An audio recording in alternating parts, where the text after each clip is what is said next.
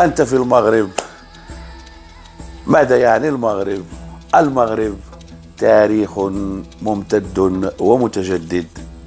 المغرب لمسة صانع تقليدي، في كل زاوية لمسة حنون لصانع مبدع عبر التاريخ.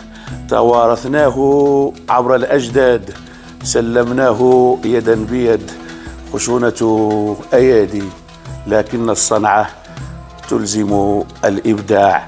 هكذا هم المغاربة، كل في فنه التقليدي ولمسة الصانع المغربي تراها هنا في كل مكان، في كل ركن، في كل زاوية، في كل شبر من هذا المكان تتجلى إبداع الصانع المغربي من نقش وجبس وخشب